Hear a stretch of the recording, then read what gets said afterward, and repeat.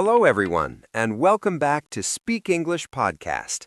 I'm Adam, and I'm so happy to be here with you all today.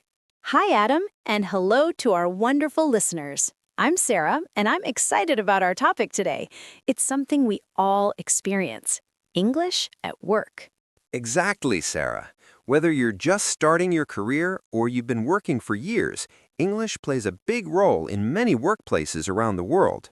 Today, we're going to talk about some common situations where you might use English at work, like writing emails, understanding reports, and participating in meetings. That's right, Adam. And before we dive in, we have a small favor to ask our listeners. If you enjoy our podcast and find it helpful, please take a moment to subscribe to our channel. It really helps us to create more content for you. Yes, please subscribe, and don't forget to give this episode a like if you find it useful. It lets us know what kind of topics you're interested in. And if you have any questions or comments about today's topic, please feel free to leave them in the comments section below. We love hearing from you. Writing professional emails. Okay, let's get started. One of the most common ways we use English at work is through emails. Adam, what are some important things to keep in mind when writing professional emails in English? That's a great question, Sarah. When writing work emails in English, clarity and conciseness are key. You want to make sure your message is easy to understand. It's also important to use a polite and professional tone. Sure, instead of just saying, "Send me the report," you could say, "Could you please send me the report when you have a moment?" Or, "I would appreciate it if you could send me the report." These phrases sound much more polite. That's a great tip. And what about when you're starting an email? What are some common greetings? Well, if you know the person's name, you can start with "Dear Name" followed by a comma. For example, "Dear Sarah." If you're writing to a group of people and you don't know everyone's name, you could use "Dear Team" or "Hello, everyone." That's helpful. And what about closing an email? Common closings include "Sincerely," "Best regards," or "Thank you," followed by your name. Best is also a shorter and more informal option if you have a good working relationship with the person. Good to know. Now let's talk about the body of the email. What should we keep in mind when writing the main message? Be clear about the purpose of your email right from the beginning. State what you need or what information you are providing. Use short paragraphs and bullet points if you have multiple points to make. This makes the email easier to read and understand. That's excellent advice. Nobody wants to read a long, rambling email. And what about attachments? How should we handle those? If you're attaching a file, make sure to mention it in the body of your email. For example, you could say, "Please find attached the report for your review." This way, the recipient knows to look for the attachment. That makes sense. So, to summarize for our listeners, when writing emails in English at work, remember to be clear, concise, polite, and professional. Use appropriate greetings and closings, and always mention any attachments. Understanding reports. Exactly, Adam. Now, let's move on to another important aspect of work life: understanding reports. Reports can sometimes be filled with technical terms and data. What are some strategies for understanding them better in English? That's a great point, Sarah. Reports can definitely seem intimidating at first. One important strategy is to familiarize yourself with common business vocabulary related to your field. There are many online resources and glossaries that can help with this. That's a good idea. Also, don't be afraid to ask for clarification if you don't understand something. If a term or a piece of data is unclear, it's better to ask a colleague or your supervisor for an explanation. Absolutely. It's much better to ask than to make assumptions based on a misunderstanding. Another tip is to look for summaries or executive summaries at the beginning of the report. These usually provide a high-level overview of the main findings and conclusions. Yes, those summaries can be very helpful for getting the main points quickly. Also, pay attention to any charts, graphs, or tables included in the report. These visual aids can often help to illustrate complex data in a more understandable way. Make sure you read the labels and headings carefully. That's right. And if you need to present information from a report in English, practice explaining the key findings in your own words. This will not only help you understand the information better, but also make it easier for others to understand you. Good point, Adam. Sometimes reports use specific acronyms or abbreviations. If you're not familiar with them, make a note and try to find out what they mean. There might be a glossary in the report itself, or you can ask a colleague. Definitely. Understanding the language used in reports is crucial for staying informed and making good decisions at work. Participating in meetings. Okay, Adam, let's move on to another common workplace scenario, meetings. Participating in meetings in a second language can be challenging. What are some useful phrases for expressing your opinions or asking for clarification in English meetings? That's a very important topic, Sarah. Meetings are a key part of collaboration in many workplaces. When you want to express your opinion, you can use phrases like, in my opinion, from my perspective, or I think that. Those are great starting points. And if you agree with someone, you can say, I agree with name, or that's a good point. Exactly. And if you disagree politely, you could say, I see your point, but I have a slightly different perspective. Or, I'm not sure I completely agree with that because it's important to be respectful when expressing a different viewpoint. Absolutely. What about when you need to ask for clarification? Sometimes the discussion can move quickly and you might miss something. In that case, don't hesitate to ask for clarification. You can say, could you please explain that again? Or, I didn't quite catch that. Could you repeat it? Another useful phrase is, what do you mean by term or phrase? Those are very helpful phrases. And what if you want to add to someone else's point?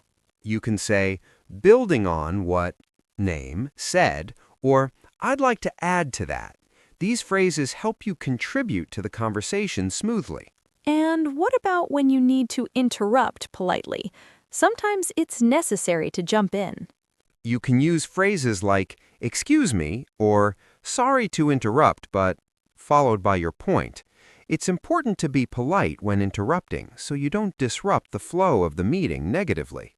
That's good advice. Also, pay attention to the overall tone of the meeting.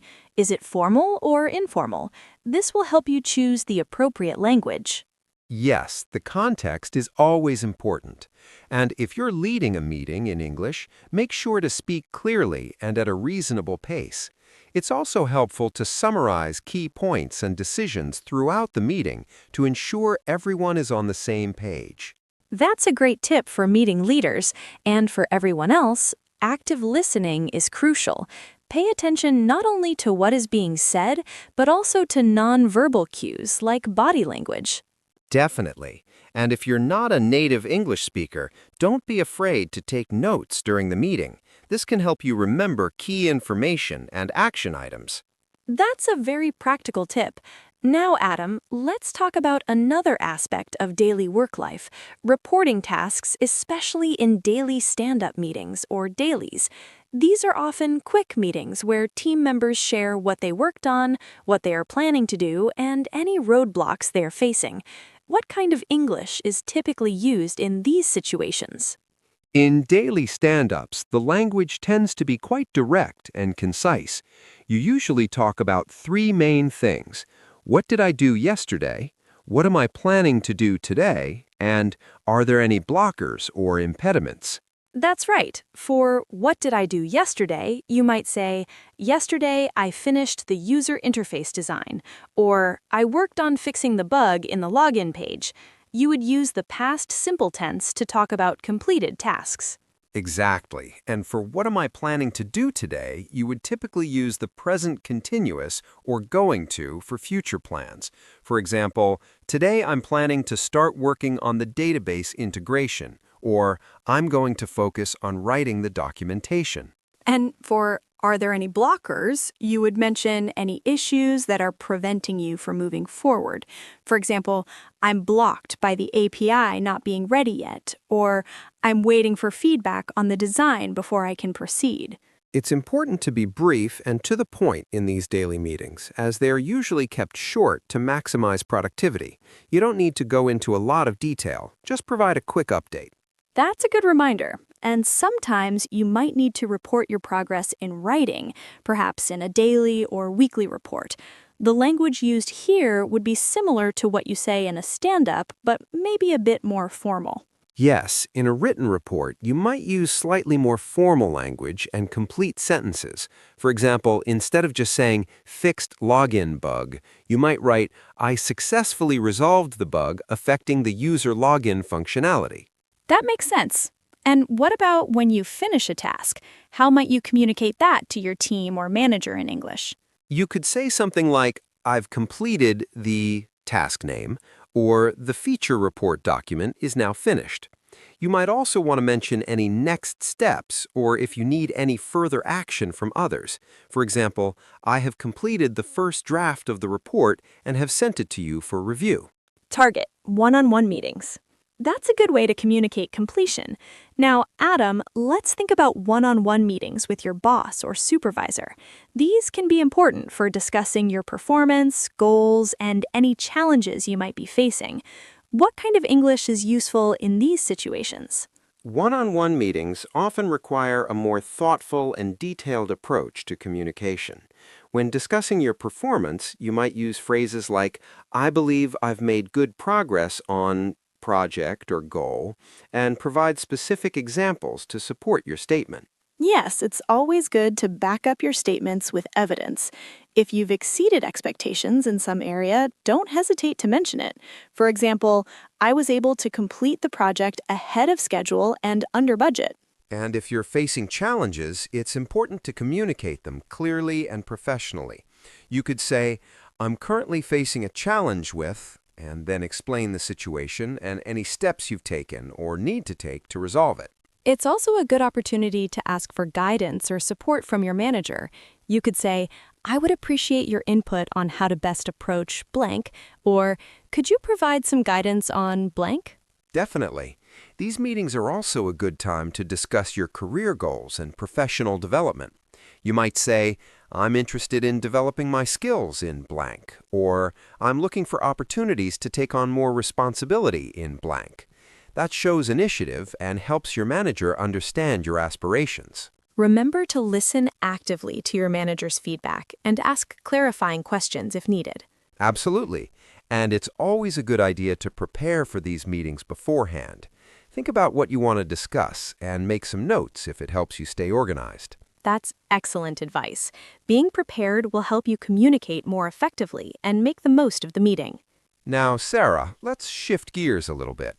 We've talked a lot about using English for work-related tasks, but what about the social aspect of work? How do we use English to connect with colleagues and maybe even make plans after work? That's a great point, Adam. Building good relationships with your colleagues is important for a positive work environment.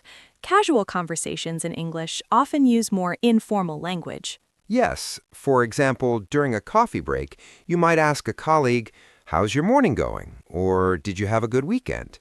These are simple ways to start a friendly conversation.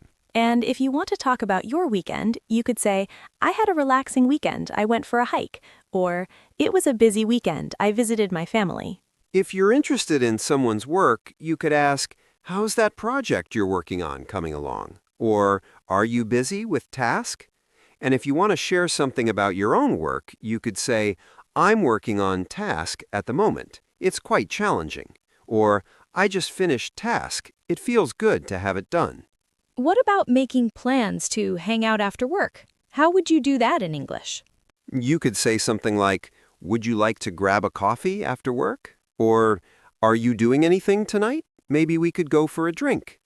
More casually, you could say, fancy going for pizza tonight? And if you're inviting a group, you might say, hey everyone, a few of us are thinking of going out for dinner tonight. Are you in? If you need to decline an invitation politely, you could say, thanks for the invite, but I already have plans. Or, that sounds great, but I won't be able to make it tonight. Maybe next time. That's important. Always be polite when accepting or declining invitations. And what about when the workday is ending? What are some common ways to say goodbye and wish someone a good rest? You could simply say, have a good evening, or have a good night. If it's Friday, you might say, have a great weekend. And if you're leaving and want to say goodbye to everyone, you could say, bye everyone, or see you tomorrow. Sometimes, if you know someone has had a long day, you could say, hope you get some rest, or time to relax. These small social interactions in English can really help you build rapport with your colleagues and feel more connected at work. Absolutely, Adam. It's not just about the formal language of emails and reports. The everyday conversations matter too. So, to recap our discussion today, we've covered using English for emails, understanding reports, participating in meetings, reporting tasks in daily stand-ups, one-on-one meetings with your boss, and even social interactions with colleagues. It's all part of using English in daily work life. Yes, and we hope that the phrases and tips we've shared today will be helpful for our listeners as they navigate their professional lives in English. Remember, practice makes perfect, so don't be afraid to use English whenever you have the opportunity. That's right, Adam. And don't worry about making mistakes. Everyone makes them when learning a new language. The important thing is to keep practicing and learning. And on that note, we're coming to the end of our episode today. Thank you so much for tuning in to Speak English Podcast. We really appreciate you spending your time with us. Yes, thank you, everyone. And before we go, we have one last request. If you enjoyed this episode and found it informative, please subscribe to our channel if you haven't already, and please share this episode with anyone you think might find it useful. The more people we can help learn English, the better. And don't forget to leave us a comment below. We'd love to hear your thoughts on today's topic or any other suggestions you might have for future episodes. We read all your comments and appreciate your feedback. Thank you again for listening, and we look forward to speaking with you in our next episode. Bye for now, and have a wonderful day. Take care, everyone.